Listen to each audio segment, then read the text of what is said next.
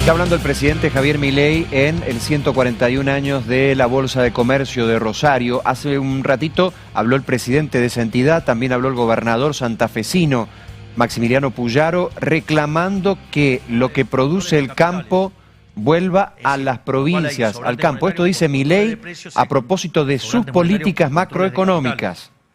Si ustedes, por ejemplo, tienen déficit fiscal, digamos, como tenía el gobierno anterior y emitía a mansalva, ¿sí? ¿Eso qué hacía? Generaba presión en los precios. Como, digamos, el gobierno anterior no quería reconocer eso, no solo hacía controles de precios, sino que además, cuando se le empezaba a escapar la demanda para el mercado de bienes transables, ¿sí? ¿Cuál era la consecuencia? La consecuencia es que empezábamos a deteriorar las cuentas del sector externo y al no tener financiamiento, digamos, eso se generaba un déficit de cuenta corriente. Y entonces se empezaban a perder dólares, ¿sí? Entonces, ¿qué hacía el gobierno anterior? Ponía controles de capitales, que es una forma de devaluar sin tocar el tipo de cambio, que es una salvajada yendo contra las cantidades. Obviamente que eso generaba un exceso, digamos, de oferta en el mercado de bonos. Eso hacía que el precio de los bonos caiga y por ende suba la tasa de interés, y el riesgo país era enorme. El riesgo país estaba en torno a los 3.000 puntos básicos. Esa alta tasa de interés lo que generaba era un exceso de oferta en el mercado de bienes, por lo tanto la actividad estaba estancada desde el año 2011 en Argentina, con fluctuaciones acorde al ciclo político.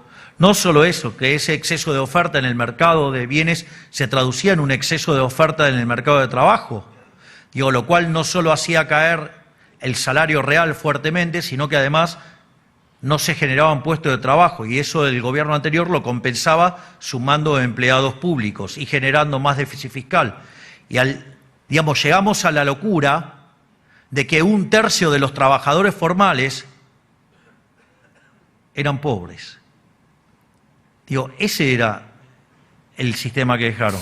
Obviamente que todavía estamos purgando, digamos, todos esos desequilibrios monetarios que había dejado el kirchnerismo, y que nosotros, al haber fijado la cantidad de dinero a mitad del año pasado, estimamos que a mitad del año que viene no va a haber más inflación.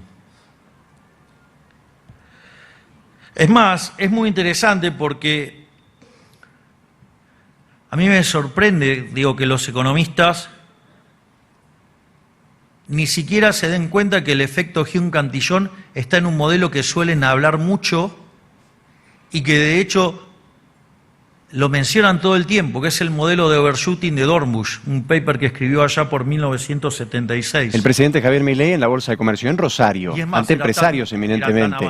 Es uno de los discursos más técnicos que hemos escuchado, y arrancó con esa consideración el presidente hace unos 15 minutos. Dijo, voy a hablar de tasas, voy a hablar de tipo de cambio, de emisión monetaria y de precios, y estructuró su charla. No hubo una sola mención al contexto sociopolítico, ni tampoco de las condiciones en que hoy camina la economía. Si bien en el principio de su discurso ha puesto en valor el sostenimiento de una relación cambiaria, ha vuelto a explicar que la inflación tiene que ver con un fenómeno netamente monetario, y que considera que para él el equilibrio hoy entre la flotación del peso respecto al dólar está bien, porque es la manera de conservar el valor de los salarios argentinos y no generar más pobreza, entre otras cuestiones. Aclaramos esto porque hay mucha expectativa puesta en saber si el presidente va a aludir a lo que pasó en diputados el miércoles, en el Senado el jueves, con reveses políticos sobre algunas de sus decisiones. Y hasta acá no ha habido alusión alguna, ni mucho menos a los últimos casos de presuntos pagos de coimas que han repercutido en el seno íntimo de la familia presidencial, a Karina Milei y, por supuesto, al titular o al ex titular de la Agencia Nacional de Discapacidad. Vamos a ampliar información con otras cortitas en nuestro segmento de 3x1 para contarles noticias.